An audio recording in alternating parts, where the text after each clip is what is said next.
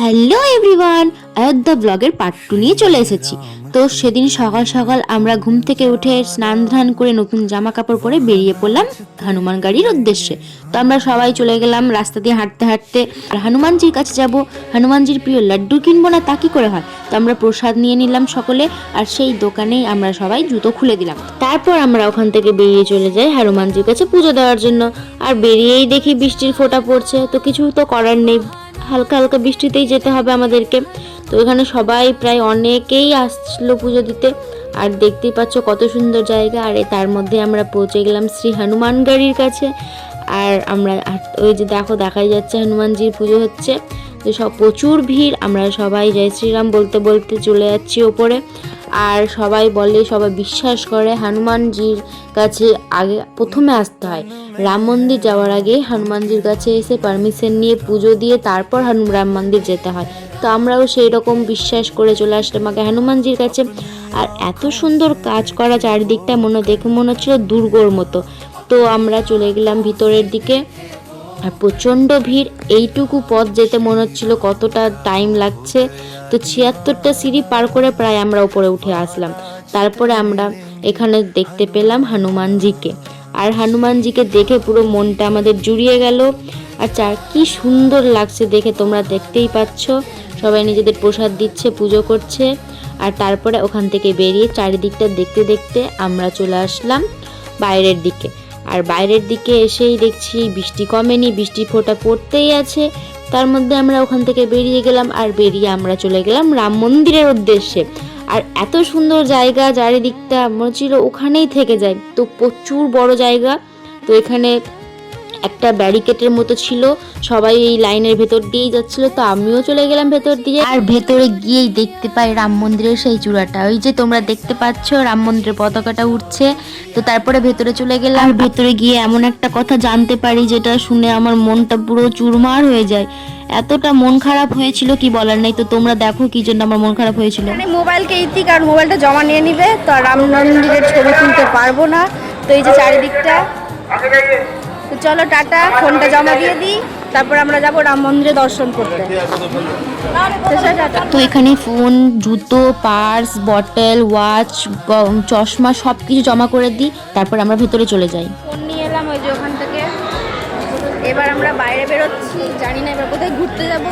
চলো যাওয়া যাক।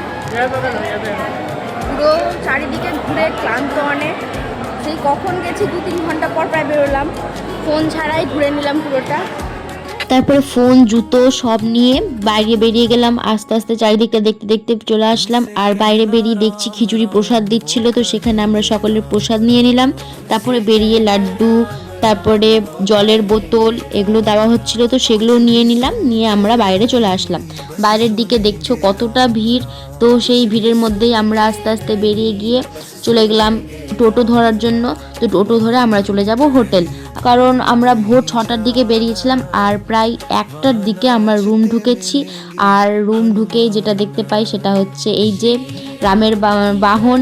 তো চারিদিক অযোধ্যা মানে চারিদিকে বাদর, এত বাদর ওখানে যে বলার নেই। তারপরে রুমে গিয়ে রেস্ট করে একটু ঘুমিয়ে বিকেলবেলার দিকে আবার বেরিয়ে পড়লাম। তারপর বেরিয়ে দেখি যে এখনও বৃষ্টি পড়ছে। বৃষ্টি আমাদের পিছু আর ছাড়েনি, কিন্তু তাও আমরা ঘুরে বেরিয়েছি, কারণ রুমে বসে থাকলে হবে, ঘুরতে তো হবে। তারপরে আমরা চলে আসলাম হাঁটতে হাঁটতে। এদিকে ঘুরতে ঘুরতে এখানে একটা পার্ক দেখতে পেলাম, তো পার্কের ভেতরে চলে গেলাম। এই যে আমরা চলে এসেছি অযোধ্যা পার্কে। পার্কের ভেতরে ঢুকতেই হনুমানজির একটা বড় দেখে মূর্তি দেখতে পাই।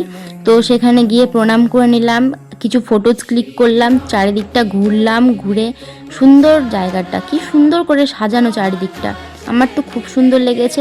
তারপরে ওখান থেকে বেরিয়ে চলে গেলাম সীতা রাসোই, যেখানে মা সীতা রান্না করতেন। জয় সিয়ারাম। তা ওখানে গিয়ে দেখতে পাই ওই যে রামের বাহন, চারিদিকে রামের বাহন, এখানে চারিদিকে বাদর, তোমাদেরকে তো বললাম। তারপরে সেখান থেকে বেরিয়ে আমরা চলে গেলাম দশরথ মহল। দশরথ মহলে রাজা দশরথ থাকতেন বলে সবাই বিশ্বাস করেন, যিনি হলেন রামের পিতা। আর এখানে রাম, লক্ষ্মণ, ভরত সকলের শৈশব কেটেছে, তারা খেলাধুলা করতেন, এগুলো বলে জানা যায়, এগুলো ইতিহাস। তো তারপরে আমরা ভেতরে গেলাম, চারিদিকটা ঘুরলাম, দেখলাম, খুবই সুন্দর জায়গা। কিছু কিছু ঠাকুরের মূর্তি কাজগুলো সোনার করা ছিল, তো সেগুলো দেখলাম। দেখে বেরোনোর সময় একটা সুন্দর বাঁশির সুর শুনতে পেলাম। তো তোমরাও একটু শুনে নাও বাঁশির আওয়াজটা।